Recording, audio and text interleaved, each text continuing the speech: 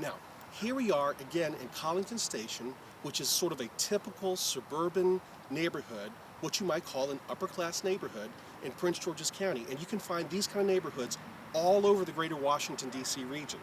Now, to the average person, they would call this a neighborhood. We as investors could call it a neighborhood, or we could call it by its technical name, which is a subdivision. And as I showed you over at the Park and Planning Office or the zoning office, all of the lots that all these houses sit on are about the same shape, same size, and configuration.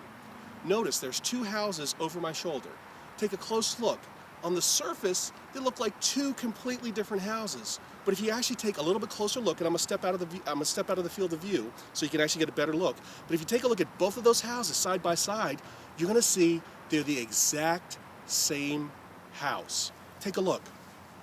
Now notice what I'm talking about. Even though one house is white with green shutters and one is brick with green shutters, look at them. They're the identical house, almost the mirror image. One's got the garage on the left side, one has the garage on the right side, but it's the same house with one slight subtlety, which is the house on the left actually has a little bump out. Okay, you see that little bump out there? It could be like a garden room or just a sort of an extension off the house. It was probably built by the builder when the house was originally built. It was probably an option.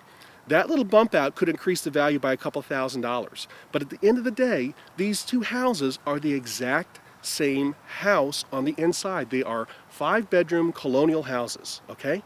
So understand what I'm talking about when I say that 80% of the value of any single family house in America is determined by the neighborhood. And it's these little subtle differences like the little bump out or the corner lot, that's what increases the value or determines a higher value or lower value. If one house needed a lot more repair, then you could say, okay, I've got to deduct some money. But this is the reason why once you understand the value of the neighborhood, it is so much easier to do single family houses in terms of doing things like wholesaling houses, bird dogging the right way, and rehabbing houses, because once you understand the value of the neighborhood, you're 80% of the way there. And the extra 20% or that additional 20%, that's the individual characteristics of what's specifically happening with that individual house. But as a case in point, if these two houses behind me, let's say this neighborhood was a $500,000 neighborhood, you would not expect to see one of the houses selling for $600,000. It's just not going to happen. If this is a $500,000 neighborhood, one house might sell for $485,000, one house might sell for $505,000 or $515,000, depending on what's going on inside the house. But generally speaking, if this is a $500,000 neighborhood, all the houses in this neighborhood are going to sell around the $500,000 price point, because 80% of the value of any single family house in America that was built after 1926 is going to be determined by what's going on in the neighborhood.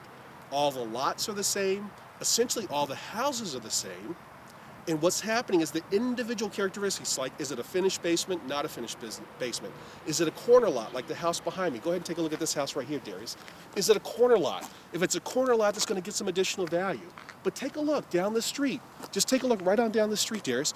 If you really pay close attention, you're going to see that all the houses are basically the same model with slight differences, very slight differences. There are only about 4 or 5 basic models, and one time the house garage is on the left side, in some cases on the right side. In some cases it's red brick, in some cases it's brown brick, in some cases it's what's called buff or white brick. But the bottom line, folks, is that 80% of the value is based on this neighborhood. It's based on where this house is located. It's based on the fact that all the houses have essentially the same size lot. Now, I guarantee you there's going to be a slight premium. Again, like if you turn around over here, this part of the neighborhood is on what's called a cul-de-sac, okay? And usually houses on a cul-de-sac have a slight increase or a slight premium in value versus these houses over here, which are all sort of lined up just like little toy soldiers down the street. But the bottom line, folks, is that if this is a $500,000 neighborhood, all of the houses are going to trade within about the same price.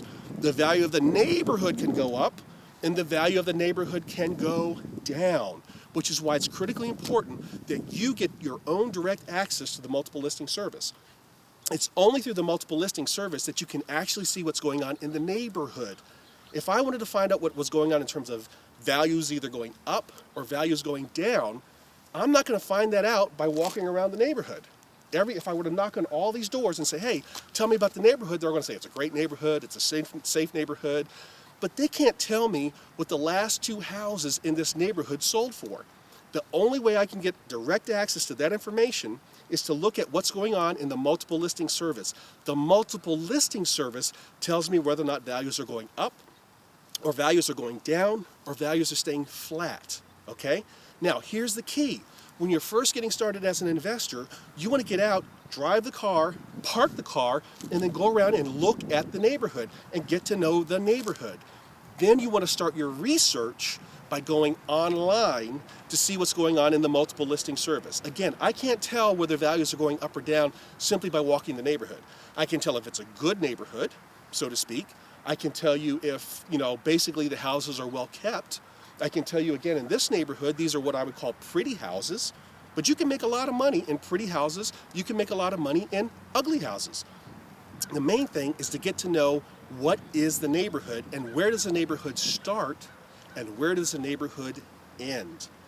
Any properties or any subdivisions or any neighborhoods that were created after 1926, which of course is when the Euclid versus Ambler decision was handed down by the Supreme Court, they're going to follow the zoning code that was created and the outline of what is an appropriate zoning code in that Supreme Court decision, which basically means that all the houses in this subdivision, in this neighborhood, are going to be about the same size, about the same shape, and they're going to sit on the same size lot. So if I'm talking about a subdivision like this one, Collington Station, which has 650 houses, this is a neighborhood. And all I need to do is go into the multiple listing service and say, tell me what's going on in Collington Station. And this is exactly why, once you understand this business and you understand this key secret, you can actually begin to buy and sell or buy and wholesale or buy and flip houses online from home, sitting in your underwear, if that's what you want to do. And once you come out here and look at the neighborhood's not going to change that much over the next couple of years. It's just not going to change, especially a neighborhood like this one where all the houses are built. Yeah, I'm going to point out to you the fact that there's a brand new shopping center being built just outside this neighborhood, but the bottom line is this neighborhood's not going to change. Once I know this neighborhood, I can tell what's going on inside the neighborhood, not by coming back out here and walking around. I can tell what's going on inside this neighborhood by going onto the multiple listing service and researching and seeing what the different trends are over time. If you're going to be a real investor, you've got to understand this first fundamental rule. 80% of the value of all single-family houses in America are determined by the neighborhood. Get to know the neighborhood, and you have a very clear picture as to what that house is probably worth. When we buy our houses, we do something called a competitive market analysis, or run comps, C-O-M-P-S. Broker price opinion, CMA, and comps are all the same thing. It's a different label for the same thing. And essentially what I'm doing is I'm saying, tell me what's going on in this neighborhood in terms of sales. I want to look at the past 6 to 9 months, and I want to see what was the sales activity. I'm looking for somewhere in the order of 5 to 7 comps, or 5 to 7 transactions. I'm going to throw out the high, and I might throw out the low, and what's left is going to be about 5 what I call valid comps. I'm going to buy based on the low number, and I'm going to run my analysis, determine my Mayo, make my offer, and either wholesale the house or fix it up. In other words, rehab it and resell it, and I'm going to sell it on the high number, okay? But again, 80% of the value of any single family house is determined by the neighborhood. And I hope you got this point by coming out here with me today. Thanks.